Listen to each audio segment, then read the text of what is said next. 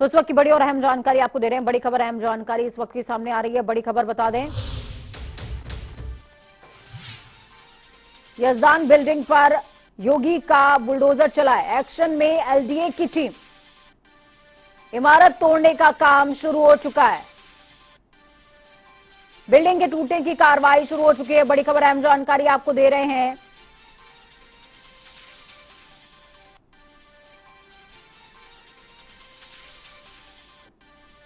इमारत तोड़ने का काम शुरू हो चुका है।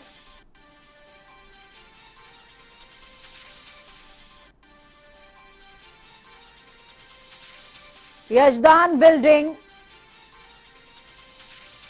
इसको तोड़ने के लिए एक्शन में नजर आ रही है एलडीए की टीम। बड़ी खबर, अहम जानकारी आपको दे रहे हैं। इस वक्त की तस्वीरें देखिए तो अब कोई इमारत कितनी भी बड़ी हो, लेकिन अगर वो अवैध है तो उस पर बुलडोजर चलकर ही रहेगा। चलिए ग्राउंड जीरो का रुख करते हैं।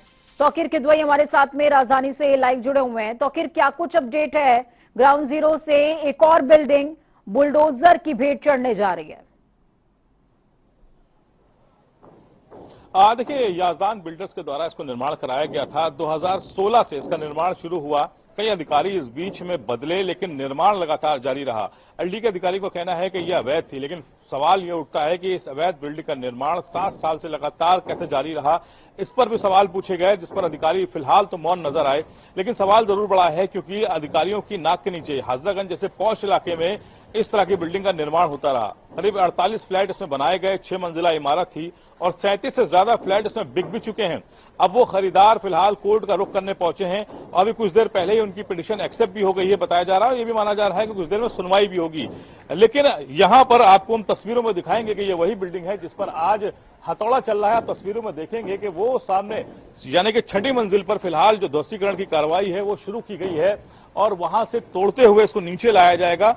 और इसको जो ध्वस्तीकरण का जो खर्च आ रहा है, करीब 45 लाख से ज्यादा का खर्चा इस बिल्डिंग के ध्वस्तीकरण पे आ रहा है, जिसे एलडी के अधिकारियों ने स्वीकार भी किया है और ये बताया है कि इस तरह के जो हर्जाना है वो बिल्डर से वसूला जाएगा। लेकिन सवाल ये उठता है कि इतनी बड़ी बिल्डिंग का निर्माण हुआ और फ्लैट बेचे गए, ऐसे में जो बिल्डर हैं और उनके जो बायर्स हैं उनका कहना है कि सभी कागजात देखे गए थे, सभी कागजात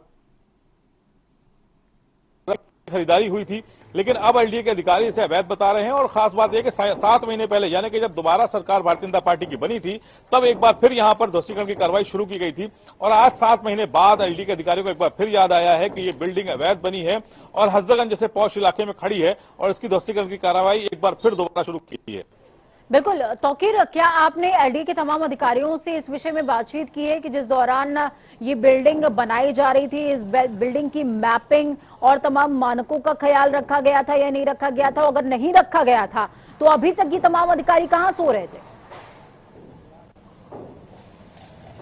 देखिए, तस्वीर साफ है आपके सामने और ये 6 मंजिला बनी है। खास बात यह भी है कि अगर इस बिल्डिंग की छत पर आप खड़े होंगे तो यहां से एलडीए की इमारत साफ नजर आती है, एलडीए का मुख्यालय नजर आता है। तो ऐसे में सवाल यह भी उठता है कि जब एलडीए यहां से नजर आ रहा है तो एलडीए के अधिकारियों को यह बिल्डिंग वहां से क्यों नजर नहीं आई और उनके नाक के नीचे इस तरह का निर्माण होता रहा? वो कौन अधिकारी थे, वो कौन से कर्मचारी थे जिन्होंने इस बिल्डिंग को बनाए देखने दिया?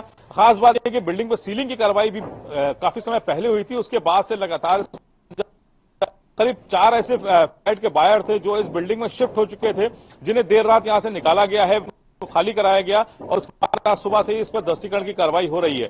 अब ऐसे में जो अधिकारी हैं उनसे जब सवाल पूछा गया कि उन अधिकारियों पर कार्रवाई कब करेंगे जिनकी नाक के नीचे इस तरह की कार्रवाई और इस तरह का निर्माण हो, तो फिलहाल वो मौन साधे हुए थे और उन्होंने कोई जवाब नहीं दिया। लेकिन ये जरूर सवाल बड़ा खड़ा हुआ है कि ये इतने एलडीए जो मुख्यालय है वहां से मुश्किल से चंद कदमों की दूरी पर इस तरह का निर्माण होता रहा और फ्लैट बिक तक गए। अब ऐसे में अब आज ध्वस्तीकरण की कार्रवाई हो रही है तो जो बिल्डर्स ने जो फ्लैट को बेचा है उनकी गाड़ी कमाई का क्या होगा?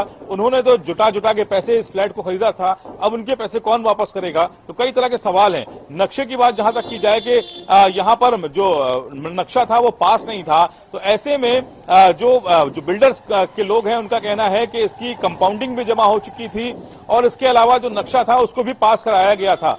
अब कौन सही है कौन गलत, लेकिन साफ सवाल ये जरूर खड़ा हुआ है कि एलडीए के अधिकारी आखिर इतने साल तक कहां थे जिन्हें ये बिल्डिंग नजर नहीं आई। बिल्कुल, और अधिकारी और बिल्डर से इतर तौकीर उन तमाम लोगों का सवाल है जिन लोगों ने अपना आशियाना इसको बना लिया था और जिनको देर शाम बेघर कर दिया गया, अब उनके पास ना घर बचा है ना कमाई बची, अब वो जाएंगे कहां?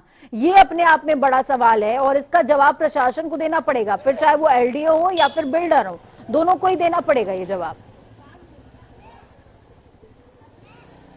जी बिल्कुल, देखिए हमने आपको बताया कि 6 मंजिला इमारत में करीब 48 फ्लैटों का निर्माण हुआ, जिसमें 37 की रजिस्ट्री हो चुकी है, यानी कि पूरी बिल्डिंग लगभग बिक चुकी है। ऐसे में जिन लोगों ने खरीदा है, अब उनके आगे एक बड़ी दुविधा है कि वो किसका दरवाजा खटकाएं, कोर्ट जाएं, बिल्डर से मांगे या फिर एलडीए से गुहार लगाएं, क्योंकि जो बिल्कुल, चलिए तौकीर, बहुत शुक्रिया हमारे साथ जुड़ने के लिए, अहम जानकारी ग्राउंड जीरो से साझा करने के लिए। नेटवर्क में थोड़ा सा इशू, लेकिन बात पूरी क्लियर कि जिस तरीके से याजदान बिल्डिंग पर बुलडोजर चला है, ये अपने आप में एलडीए पर सवालिया निशान है। कुछ नजूल की जमीन पर प्लॉट बनाने का आरोप लगा हुआ है इस बिल्डर पर। बिल्डिंग के चारों ओर टीन शेड लगाई गई थी, मौके पर भारी तादाद में पुलिस बल भी तैनात। एलडीए ने बिल्डिंग का नक्शा रद्द कर दिया था, जबकि बिल्डर कह रहा है कि हमने तो नक्शा पास करा लिया था और हमने कंपाउंड का अमाउंट भी सबमिट किया था। 2016 से ही कार्रवाई चल रही है। 2016 में इनको नोटिस दी गई थी, गिराने का आदेश भी हुआ था। उसके बाद भी ये निर्माण करते रहे, इस परिसर को सील भी किया गया। इसके बाद जो हमारा गिराने का आदेश हुआ उसके खिलाफ एक कमिश्नर के कोर्ट में भी गए। कमिश्नर ने भी इनके जो हमारा आदेश था उसको सही ठहराया। उस आदेश खिलाफ ये माननीय उच्च न्यायालय भी गए थे और माननीय उच्च न्यायालय ने भी इनकी याचिका खारिज कर दी है। सबके बीच में जिन लोगों ने यहाँ फ्लैट खरीदा, फ्लैट का क्या दोष है? लोगों ने नहीं दोस्त क्या, अब उन लोगों देखना चाहिए था कि प्राधिकरण से नक्शा पास है कि नहीं पास है। उन्होंने केवल कुछ लोगों कहना कि मैंने रेरा की वेबसाइट से देख के खरीद लिया, जबकि हम लोग बार बार ये अखबार में विज्ञापन देते रहते हैं कि प्राधिकरण से अगर कोई भी मकान या कोई प्लॉट खरीद रहे हैं तो प्राधिकरण संपर्क करें और ये देखें कि इसका कोई नक्शा पास है कि नहीं पास है। ऐसे केस में रजिस्ट्री आराम से हो सकती है, रजिस्ट्री के लिए कोई रोक नहीं होती। पहले तो नक्शा पास था इसका? नहीं, नक्शा इन्होंने दाखिल किया था, डिमांड हुई, लेकिन उसका जारी नहीं हुआ था क्योंकि वो नजूल की लैंड थी, इसलिए उसका एनओसी नहीं मिली और बिना ने नक्शा जारी किए, प्राधिकरण से नक्शा नहीं जारी हुआ, उसके पहले निर्माण शुरू कर दिया गया। तो वहीं वाराणसी में माता शारदा मैहर धाम के पीठाधीश्वर श्री देवी प्रसाद महाराज और उनके बेटे प्रधान पुजारी श्री पवन पांडे शास्त्री महाराज ने काशी विश्वनाथ कॉरिडोर बनने के बाद पहली बार कल रविवार को दर्शन किया। देवी प्रसाद जी महाराज ने भव्य कॉरिडोर बनने पर प्रसन्नता जाहिर की है। उन्होंने कहा कि देश के सभी देवालयों का जीर्णोद्धार तो होना ही चाहिए, साथ ही जीव का भी उद्धार होना चाहिए। ऐसा प्रयास सभी मानव जीवन को करना चाहिए। और क्या कुछ इस दौरान उन्होंने कहा, सुनिए।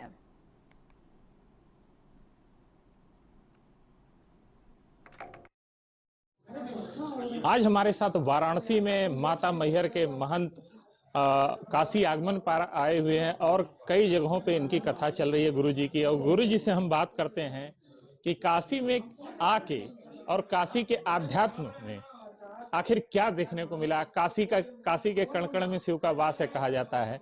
हम गुरु जी से ही समझते हैं शिव और शक्ति क्या है काशी। गुरु जी क्या कहते हैं काशी? काशी नहीं, बनारस है। अनुभव हुआ कि यहाँ तो बना हुआ रस है। दुनिया के कोने कोने में कोई ज्ञान रस बना रहा है, कोई योग रस बना रहा है, कोई भक्त अरे भगवान शिव यहाँ पर जब हम आते काशी है तो मुझे लगा ये काशी नहीं, ये तो बनारस है। यहाँ तो बना हुआ रस है, केवल भोलेनाथ का नाम रसमय है, वो बना हुआ है। आप उसको पीजिए, बना रस, बनाओ मत कुछ, उसको पियो बने हुए रस को, अब पान हो जाए। तो यानी भगवान का नाम ही रस है। माँ गंगा, अन्नपूर्णा और भैरव की काशी है और यहाँ हमेशा बम बम बोलती है। गुरुजी, यहाँ के आध्यात्म में आपने क्या देखा? क्योंकि आप एक संत हैं, महात्मा हैं और प्रभु महादेव की नगरी में हैं, आदि विश्वेश्वर के, क्या कहना चाहिए? सत्य तो है कि न मैं साधु हूँ, न महात्मा हूँ, और न गुरु हूँ, न साधु संत हूँ। माँ शारदा का मैं कपूत हूँ, कपूत माँ शारदा का। कहीं न जाए का कहिए और समझ में रहिए, मुझे कुछ भी पता नहीं है, परंतु यहाँ बड़ी शांति, बड़ा आनंद। और जना आज पूरे 40 साल में मैंने कितने जगह भ्रमण किया। इस प्रकार की भक्ति भावना और श्रद्धा मुझ जैसे साधारण व्यक्ति पर और कपूत पर यहाँ के भक्तों की जो मैंने श्रद्धा भाव, मैं उनको आभार व्यक्त करने योग्य भी नहीं हूँ। पर माँ शारदा से प्रार्थना, माँ इनकी जैसी सबकी श्रद्धा भावना, इनको आप फल भी दीजिए। और भगवान भूतनाथ विश्वनाथ से प्रार्थना किया है, इन भक्तों को आप संभालिए, देखिए और कीजिए। गुरुजी काशी में आए हैं, भक्तों का रेला लगा हुआ है और शिव और शक्ति दोनों यहाँ नजर आ रहे हैं। आप एक माँ के सपूत हैं, भक्तों को क्या आशीर्वाद देना चाहेंगे? मैं चाहूंगा कि संसार आसार, संसार में तो सार नहीं है, पर संसार में जो सार है वो भगवान का नाम, भगवती का नाम सार है।